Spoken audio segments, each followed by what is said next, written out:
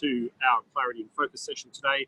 We're going to be talking about pricing and making sure that we're getting paid and the things that we need to consider as business owners in the agency world, because there tends to be a lot of confusion around what we should charge, what our profit margin should be, more importantly, how do we get paid, and I want to cover those things in our presentation today. So this is a training that I normally do in our private consulting champions group and our Agency Unleashed program. So I'm going to be sharing, I guess, an insight into a little bit of a different level of thinking in relation to running your businesses. And I'm going to cover some key areas of making sure that you're pricing profitably, but more importantly, that you're actually making sure that you're getting paid. And how do you get paid in advance? And how do you make sure that you don't have to run around waiting for invoices to be paid and all those sorts of things. So that's essentially what our talk is going to be today. I'm going to be sharing a screen. Good to see you all here. I really appreciate you hopping on. I'm just looking at my second screen here. A whole bunch of people who are joining us. Eric, good to see you. Tanya, nice to have you here. I'm actually down in your neck of the woods. You might recognize the beach behind me, Tanya. Chris, good to have you here. Rashida, we've got a few other people jumping on, which is great to see. So I will answer questions at the tail end of this, but these are things that you want to take into consideration when it comes to pricing. I'm going to share my screen with you so that we can go through those considerations and the things that you need to be thinking of. Because I get this question all the time. How much should I charge? How much can I charge? How can I charge a lot? These are all the things that people often ask me. So with that, I'm going to share my screen. Let me just get my presentation up for you.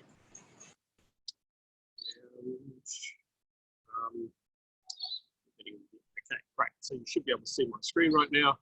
And we're going to put that. Okay, so pricing and getting paid. Things for consideration in the pricing and getting paid model is number one, consultant's curse, right? Whatever price you choose, you'll always undervalue what you do. Most people undercharge for what they do. It is insanity, I know, but a big part of that is confidence. A lot of people get caught up in the whole pricing thing based on the fact that they lack confidence in themselves, they lack confidence in what they deliver, and so this then turns into undervaluing and underpricing what you do. The problem with that is if we do this, we not only hurt ourselves, but we're also hurting our clients as well. Because ultimately we can't perhaps deliver at the value level that we should based on the fact that we're not making enough money out of the service we provide. This also has a problem, and this also causes problems in being able to maintain and grow your businesses. So the one thing that I want to tell you is that you need to own the price. You need to own your value first. If you can't buy you or what you deliver, if you don't value what you deliver, then you cannot expect a client to pay the money that you're asking to pay for what you deliver in the marketplace. You want to make sure that you value you first. That's primary. And at the same time, you want to make sure that you're getting the right margins for your business as well. So prospects will sense the fear and the lack of confidence. Look them in the eye when you give them their investment and don't flinch. Own your value. This is the investment in our service. This is the investment in our price. If you've ever had a client buy quickly, make a decision and say, yeah, that's great, let's do it, you know that you've undercharged for what you do. Every time somebody jumps on your service and says, great, that's great, or in fact, if you hear the words, wow, that was a lot less than I thought it would be, right? Right there in that moment, you know that you've undercharged for what you do. You probably could have charged between 30 and 50% more, and they still would have accepted that as great value for what you do. So understand that you and you alone own the price in the marketplace, not your client, right? You own the price. However, there are certain aspects of business where a client will accept a certain level of value, right? There's certain aspects of business where a client will set a marker for value. I'm going to walk you through some of the considerations and some of the psychology around this, right? So commodity-based pricing, I'm going to talk about two levels of pricing. There's commodity-based pricing and then there's value-based pricing. So there's two levels of pricing in the market. We have commodity-based pricing, right? And then we have value-based pricing. So commodity-based pricing essentially is we're delivering a price point for a fixed service that we provide and one that we've packaged up, and also more importantly, there is an accepted value of that service in the marketplace. And slowly at the bottom end of the market or the small business market, a lot of agencies are getting into this commodity-based type pricing model. where people will only pay a certain amount of money for websites, or people will only pay a certain amount of money for management on Facebook ad campaigns, because they're seeing that the market. By the way, this commodity-based pricing is a race to the bottom, right? Because the person who can charge the cheapest is the one that's going to get the sale. Not every time, but in most cases, the value proposition to the market is general. So they're going to sit and say, hey, I know I can get this for roughly this sort of money. If you're too high above that, then they're going to go to a competitor in the market. So you don't want to be commodity-based based pricing. In our agency world, we are the most expensive in the marketplace for what we deliver. We deliver an outstanding level of value. We articulate all the things that we do to help our clients, and we explain why they need to be investing more in what we do to deliver those results for them in the marketplace. And so they are willing to pay that price. And we have not reached the ceiling of our price points either. In fact, we're constantly testing our pricing structures every 90 days. We do a price test to increase our pricing values. And over the last 5 years, we've more than tripled our prices for the same service that we provide without adding any extra value for the price points. Right? So understand that pricing on commodity is based around, this is what I'm prepared to pay for the service that you deliver at this level, right? And generally, it's a race to the bottom. Right? So here's the thing. Value-based pricing, very different. Value-based pricing is based on result, ROI, on the proposition that they understand that they are willing to invest more for a better outcome, right? So I'm going to give you a couple of models. The other thing is, what should I be charging? A lot of people ask that particular question. I'm going to give you a basic structure for small business, and then I'll talk about what larger businesses will pay in the marketplace. So just to give you an example, small businesses, well, let's go back one. Small businesses, right? Roughly this is what a small business pays. So Google Ads, Facebook, YouTube, LinkedIn, Instagram, Google Display Network, etc. Setup fees. If you're not charging a setup fee, you should charge a setup fee. Generally, what people do who do charge a setup fee make their first installment or first month is what they charge for a setup fee. But a setup fee generally at the small end of the market between $1,000 to $5,000 plus. So what I mean by these businesses are basically up to $1 million. So you're looking at $500,000 to up to $1 million. That's what these businesses will pay for this type of price valuation, right? Up to from $500,000, $500,000 to $1 million bucks. This is where the sweet spot is in terms of pricing. So to give an example, if you're in the dental market, especially in the United States, most dental practices on average will be willing, and this is the cap, accept the price for Facebook advertising management fees of between $1,500 and $3,000 a month, roughly. Add the ad spend of $1,000 to $1,500 on top of that, and their ad budget and marketing budget is about $4,000 to $5,000 a month. This is a practice that's running $500,000 or more. So if you are selling at a higher price in the dental market, and I've got clients that I work with that do sell at much higher prices in the dental market, generally for those types of services, you're paying up to about $5,000, including ad spend. Anything more than that, when you're starting getting high, you're starting to deal with larger businesses. So setup fee, you should charge a setup fee. If you're not charging a setup fee, you definitely should charge a setup fee, because you sit down and you devise strategy, you look at the creative, you look at the copy, you look at the structuring and optimizing the ad, you look at managing the account, setting that up properly. All of that should be a fee for setup. You should have a setup fee. $1,000 to $5,000 on average. Bigger setups cost more, right? The other thing is monthly management between $1,000 and $5,000 is roughly where the market is at the small business market, right? Between $1,000 and $5,000. By the way, anything under $2,000, unless you're working volume, you're going to struggle to make money.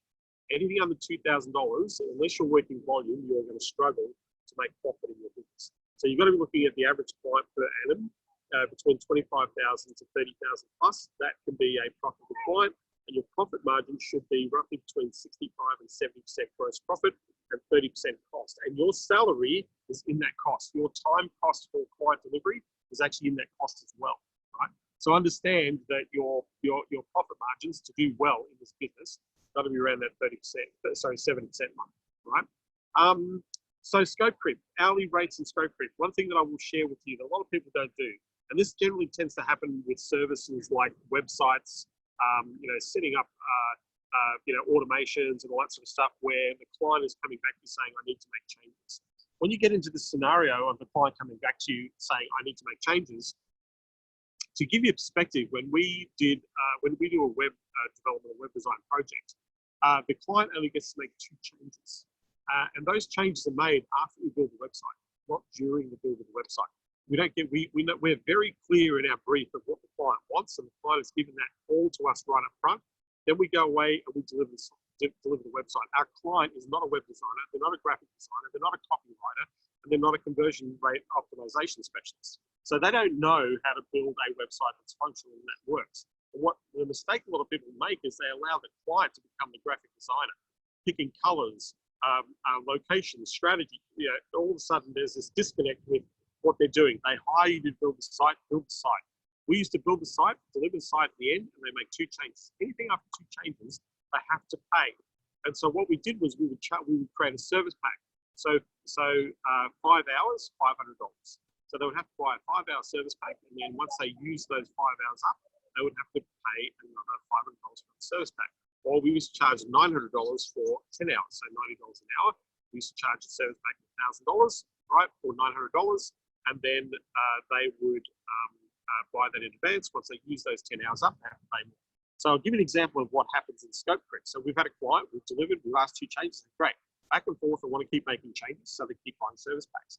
So originally, their website was $15,000 for us to complete the site based on all their requirements, and that's what we charged. And then they spent another $25,000 on service packs to improve, to upgrade, to manage that site. So a $15,000 site now became a $40,000 site because of all the extra adjustments and changes and things that they want to make to have the site to work and function in the changing environment for their business. So this way, having a service pack will make sure that you don't get into a situation of scope creep, right? And you want to outline this very clearly in your documentation. Now, value-based pricing is very different. What I've just shared with you is kind of a commodity-based structure. So this kind of gives you an idea. And the challenge with this commodity-based structure is most people don't know what to charge. So what they do is they copy other people like themselves. Let me tell you, when you do your homework on your competition in the marketplace, I'm talking, when I say competition, established competition. I'm not talking about, single operator, solopreneur agencies. I'm talking about agencies with team, right? Go and look at how much they charge for the same service that you provide in the marketplace. And you'll see that sometimes they're charging 3 to 5 times more than what you do, right? 3 to 5 times more than what you're charging. So to answer that question, Chris, scope creep is essentially where they are asking for more than what they agreed to buy. When there's extensions where they want more things, they have to pay for those more things. You don't give them unlimited changes. That's a big mistake that a lot of designers do. A lot of service providers, they have this like, we'll change everything, we'll change anything, and it's just like, we'll include in the price. No, because that's your time and you need to value that time. So scope creep is creeping on the scope of the work that has been outlined. So to get back to this concept of price points, most people, what I want to do is I want to go and find the big players, the medium players, and other players in the market and look at what they're charging for the service I provide. And this is going to give you a range of what people are prepared to pay for what you deliver. And so this will give you an idea of what to charge. I would never follow a small player in the marketplace in terms of what they charge, especially if I was a solopreneur, because it means either I'm involved in the fulfillment or I'm playing a significant role in strategy. That means I would charge a premium for my services, right? No, $195 is not too. So for you, Tanya, I would be charging, your personal rate should be $300 an hour. For a team member, it might be $200 or $100 an hour. So for example, back in the day when I worked for a very large multi-billion-dollar consulting firm, they would charge me out at $1,500 an hour, but they would be paying me $300 an hour, right? So their charge out rate was way out, their cost of charge out rate was way higher than what I was actually being paid for my time in that process. So yeah, for you, if it's you personally, Tanya, I'd probably charge $300 an hour. If it was a team member, depending on their level of skill, then you would charge out those rates for that team member. So to go back to price points, I want to know what my competition is charging I want to see who's paying those numbers. And then this is going to give you an idea of roughly the value proposition for what I do in the marketplace, right? That's something to take into consideration. The next thing that I want to talk about is the value-based pricing concept. Or actually, I'll talk about this first. So we'll talk about selling strategy. A lot of people do not charge for their time, their ideas that they're sharing with their clients. You're adding a lot of value if you spend time planning, if you're doing discovery, if you're workflow mapping. If you're giving away this for free, you need to start charging for it and you need to start valuing it. Because if I had to hire a lawyer to sit down and explain to me what I need to take into consideration on a particular matter, that person's going to charge me for their time. They're not going to do that for free. If I'm looking for a significant support and help from that lawyer, then that fee is going to be even higher, sometimes into the tens of thousands of dollars, depending on the lawyer that you hire, right? So same with an accountant. If I sat down with an accountant, I'm talking strategy, just business planning, they charge $6,500 to $8,000 just for business planning, right? By the way, that's a small accounting practice. I've paid, in our businesses, we've paid $50,000 to $100,000 for business plans with larger firms. And in some cases, I've seen firms pay, $250,000 for business plans or more for their companies. So understand that if you're doing any form of planning, workflow mapping, discovery, gap analysis, creating a project brief, you should be charging for it. And if you're not charging for it, then you need to put a line item in your invoice saying that you did this and the value of this is, and then strike a line through it so that the client understands how much money you have given to them of your time and ideas for free. It needs to be a line item in your invoice to make that happen. So understand, for any one of these things, you can be charging anywhere as little as $1,000 up to $25,000 plus for any one of these things. So if I look at Quinn, one of the web developer that I work with, when I first worked with Quinn, she was charging $2,500 to do websites, and she would do all the workflow mapping and all that for free and build websites at $2,500. So now, 7 years later, Quinn charges $10,000 to do workflow mapping. To book a time with Quinn, you've got to pay $500 for an hour of her time to have a conversation. And then she asks you for a $10,000 deposit up front for her to do the workflow map, where she builds and creates the whole strategy. That means you haven't even got a website yet. Now, at the end of that workflow map, she's going to make a recommendation. And generally, her price starts at $100,000. So she doesn't build websites for under $100,000. Remember, 7 years ago, she was building websites for $2,500, right? Today, she's building websites where she's charging people $250,000 for a website. Now, she only has a team of 4 people. It's not a very big team. She works remotely, and she picks and chooses her projects. And in fact, she's actually booked in advance for many, many months in advance on projects. But she values her time and she values her skill and expertise. And so she's charging $10,000 just to do the discovery and the workflow process in advance. And the client pays for that. At the end of that, she makes her recommendations, and the price point starts at $100,000. So the client can take her blueprint and go somewhere else and see if somebody else will charge at a different level. But in most cases, her conversion rate from blueprint to client is 100%. Right? So selling strategy or charging for strategy is something you should be doing in your business. If you're not doing this in your business, then you're missing out on some very significant revenue. Remember, in your agency business, there are more than one thing you can charge for, right? You can charge for things like all of these things separately as items. You can charge for your monthly management fee. You can charge a project fee. There's all different levels of income that you can actually generate out of your agency. But if you're going to sell strategy, then charge for it. And if you're not charging for it, you're giving away for free. On your invoice, put it as a line item. Strategy, development, $5,000, and put a line through it. Cross it off and say, hey, you just saved $5,000. We gave you $5,000. Because as soon as you value it, then the client's going to start to value it. If you do it for free, they're going to expect it for free all the time. And they don't value that, right? Companies, by the way, pay lots of money for this sort of stuff. They don't think twice about it. They understand that they've got to make that investment. Okay. So next, value-based pricing. So value-based pricing is based on your understanding of the ROI that you can deliver for a client. And this goes back to selling with numbers and figures. So when you sit down with a client, if you're doing, let's say you're building a funnel, and one of the cool tools, there's a tool called Geru. It's Geru. And what it does is it allows you to map out a funnel and allows you to attach the conversion rate, dollar value, and conversions, cost per action, and cost of acquisition in numbers to that funnel, and will show you that if we spent this amount of money and your conversion with this would be the return on investment. And you can demonstrate the return on investment in real time. So with value-based pricing, you're not charging a commoditized price. What you're doing is you're attaching the value to the outcome of a particular project. So let me give you an example of this. I sat down with a client. This is an engineering firm. They were a company that specialized in remedial engineering.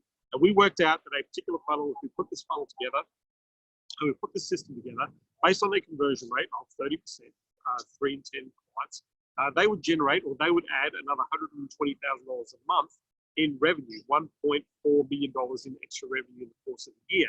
Right now, this was with a conversion, with only a 1% increase in conversion. So, sorry, a 2%. A 2% increase in conversion would add $1.4 million to this business, right, at the end of the year. So our price to deliver that service was $140,000. It was roughly $12,500 a month, right?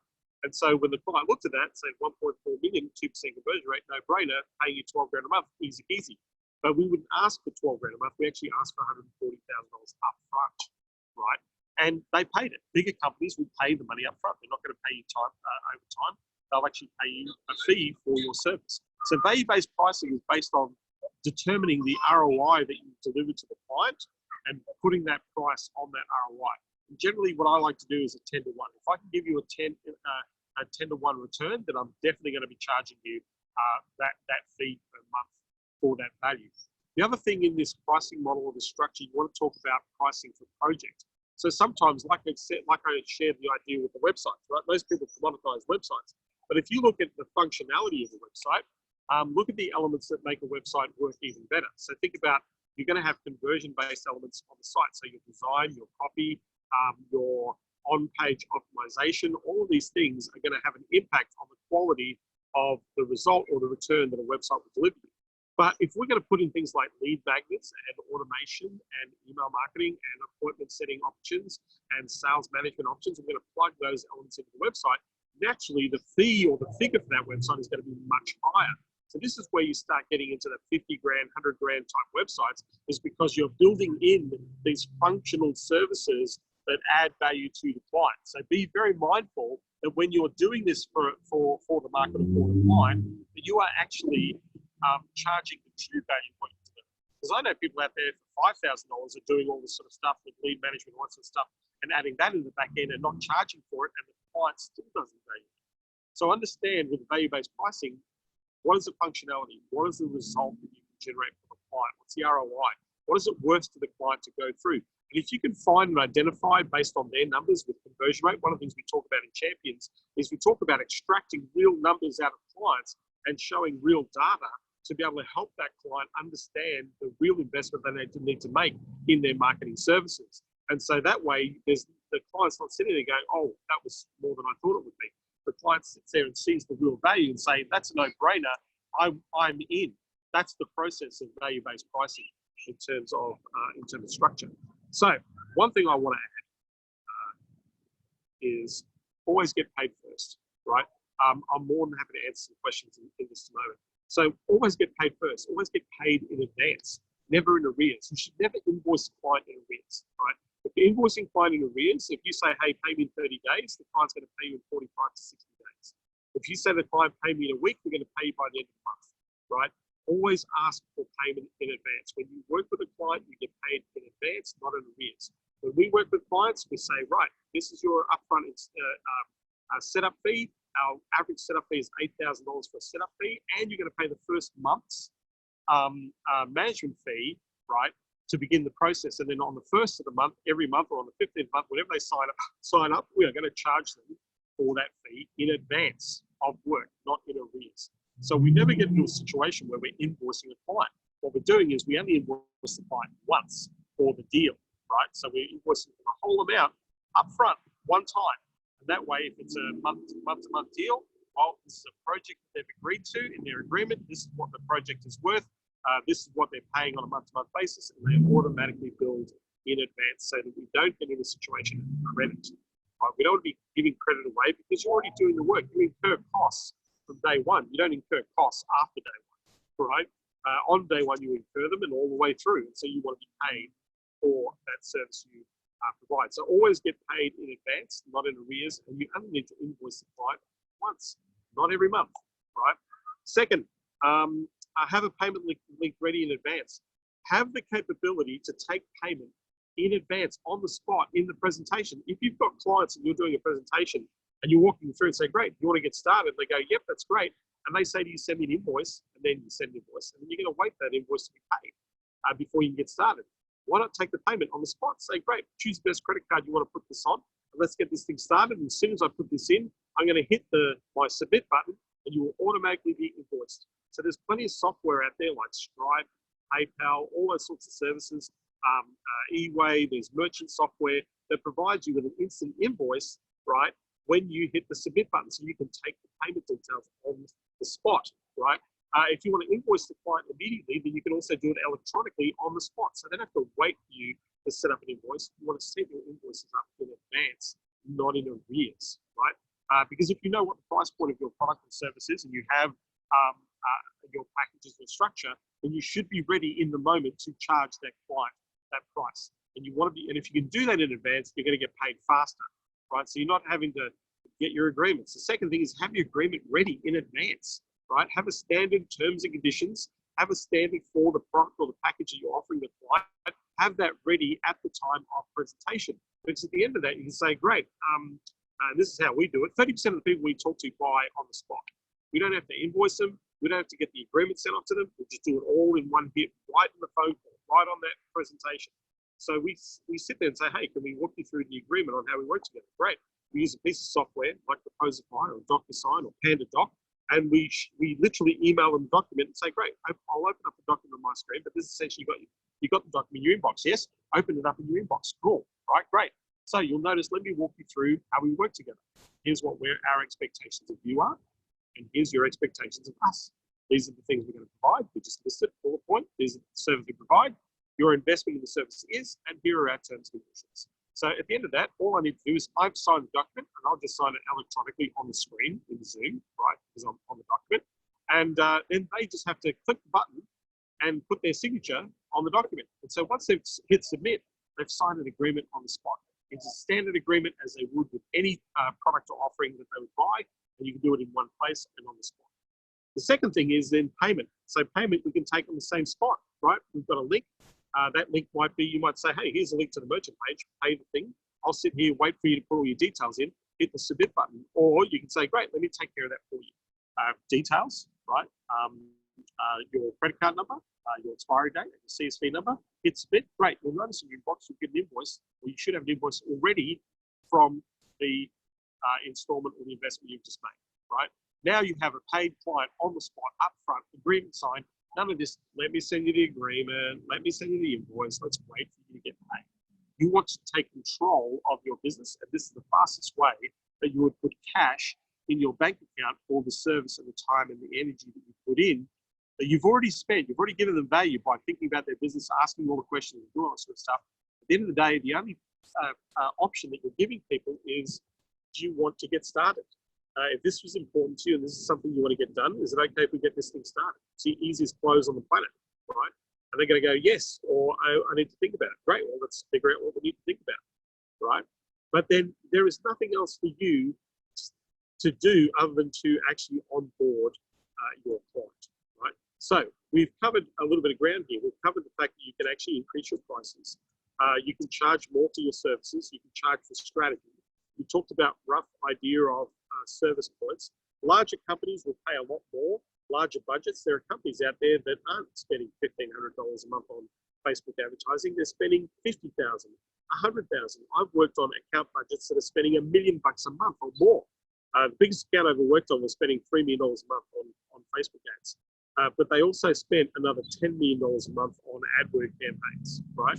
So there are larger companies with larger dollars out there that are investing in marketing, and obviously they understand that value, and they will pay if they see the value to the market. But the first person that owns that value is you. The first person that owns a price is you, not the client. So this is really cool because what we're going to do is we're coming up to our website sales intensive that is happening on the 18th of June, 9 a.m. PST, Pacific Standard Time. and it's called the Web Event for Good. We've got some amazing tools that we're going to show you how you can use to actually generate clients really quickly. In fact, you can probably generate clients within a matter of hours if you use some of the tools that we're going to be sharing in the Website Sales Intensive. It is designed to help people who are running SEO, Facebook ads, who are developing sites, landing pages. If you're a copywriter, email marketer, the information and strategy and tactics that we're sharing are perfect for your business. The ticket that we are, the $97 ticket is going to go towards supporting some causes, some sustainability projects. The $97 is going to help 3 families to have plumbed, fresh, clean water, plumbed as in plumbed into the home, fresh, clean water into their home. That don't have water, they're going to have one disadvantaged child is going to have their education paid for an entire year. They're going to go to school and their tuition is going to be covered for an entire year. And we're also going to help a family to have a beekeeping farm so they can support their local village and also local family. And bees are really important to the planet. So we want more bees and more bee farms. So this is what this ticket buys. It's a $97 ticket. If you join us for this session, it's a 4-hour training session. In that session, we're going to give you all the recordings, all the slides, and all the presentations. But we're going to give some amazing resources that will help you to go and generate clients really quickly.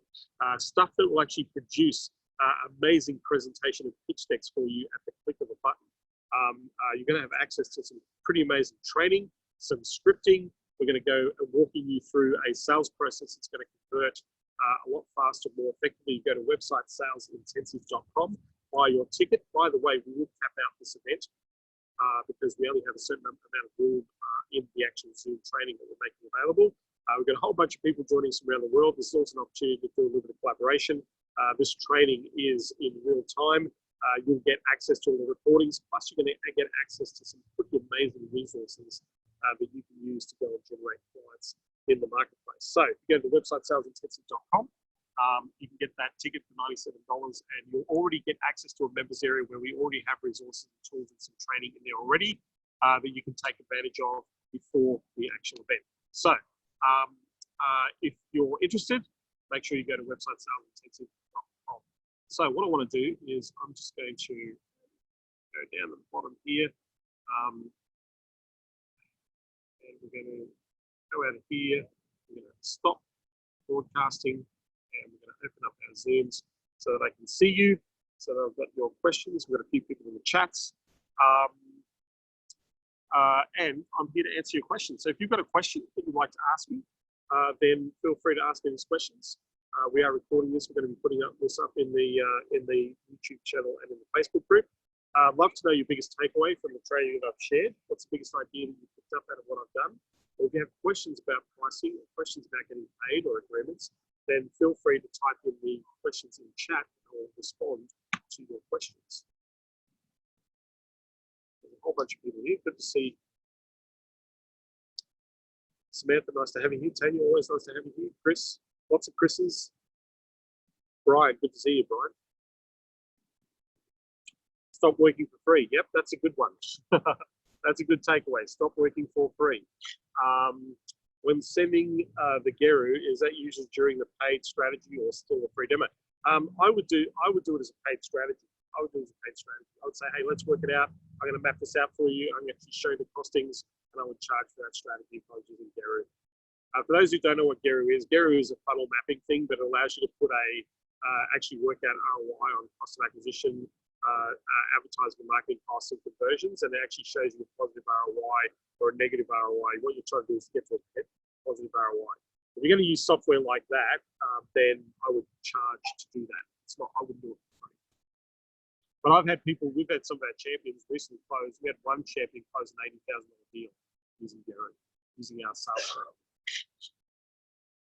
At least make a line item, put a price on that and scratch it out on your invoice. Yeah, if you're going to give strategy away, Eric, you might as well get paid for it. You might as well put that value in. So the next time you sit down with the client and say, hey, we're going to do strategy, you're going to charge for it, right? You don't want to give it away for free. Any other questions? Happy to answer any other questions about pricing or strategy. If you've got a question, please type it in and I'll answer your question. Otherwise, I'm going to sit here patiently by the ocean, listening to the sounds, being photo bombed by all the people walking past. looking at this crazy guy sitting out in the open doing a live training. Eric, your question. Okay.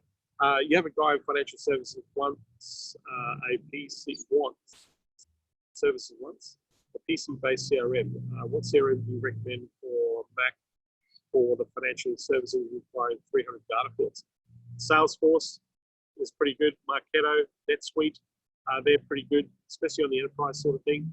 And I would hire a consultant in those areas if I was delivering that to a client. Yeah. So to answer your question, I would probably look at the more higher end CRMs for that sort of stuff. Salesforce has a financial plugin, so does Marketo, and so does NetSuite.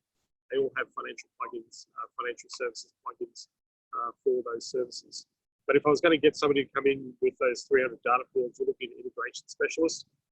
You're looking at a project you might be charging 100, 200 grand for. We hired an integration specialist for our for our Salesforce integration. Our bill for that last year was $180,000. So we spent 180 grand with a Salesforce consultant to actually build one set of processes out in our entire system. So that's what people are paying out there. Guru is a funnel mapping tool. Yep, specific to. No, it's not specific to financial businesses. It's to the financials in a business. No, it's just specific to the financials of a campaign. So you can actually work out your ROI based on conversions and numbers and cost of ad spend to get an ROI. That's what it does. It's not for the financial industry, for any business, for any funnel. So yeah. Any other questions? Happy to answer other questions. If you've got a question, thank you for being here. I appreciate it.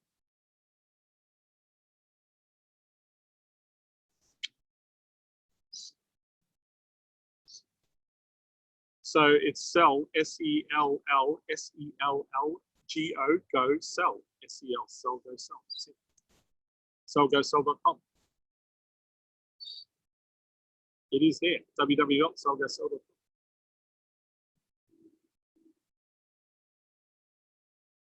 Temperatures in the 60s. Today will hit the tail end of the late 70s. So it's a beautiful winter's day where I am in Surfers Paradise, and the Pacific Ocean is right through there behind my shoulders on the tree. You can see all the grass. Pretty cool. So yes. Any other questions? I'm happy to answer your questions.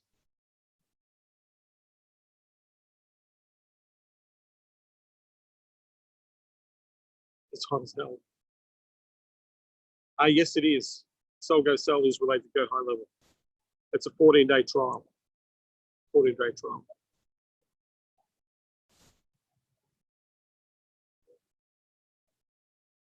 Any other questions?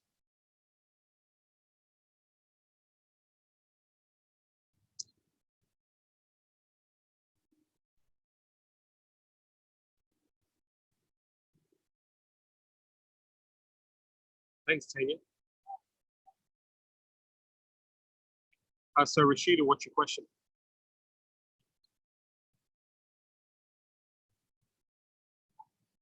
Just type in your question, Rashida. I'll answer your question for you. And when you say high ticket, Rashida, what is a high ticket? So the woman with 100K, does she have a longer sales cycle? Well, the first sale is the $10,000, right? The first sale is 10 grand. So that sales cycle could be anywhere between 1 or 3 days to 5 days. So the 10 grand up front to sit down and do brief and strategy right up front, right? Any more sales call. So I don't know what you mean by hooking people, Rashida. We don't hook anybody in sales. There's no manipulation or coercion in the sale. So to convert the sale, to help the client on board, we generally, for a 100K deal, you're probably looking at about 3 to 6 weeks, depending on how much back and forth you go to. We just helped one of our champions into a 120 grand deal, and from the time they started the conversation to the time they closed the deal was about 30 days. So $120,000 in 30 days, not too bad. But that's basically answering questions, that sort of stuff. But you would do that, Rashida, in your sales process anyway. Yeah.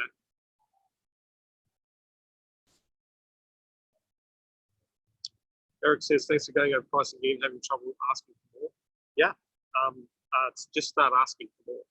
So Rashida, the sales cycle is going to be dependent. Like the sales, I've signed 100, 200K deals in 2 weeks from the time of, because the client needed the work, and they came to us and said, we need to do this. So what have we got to do?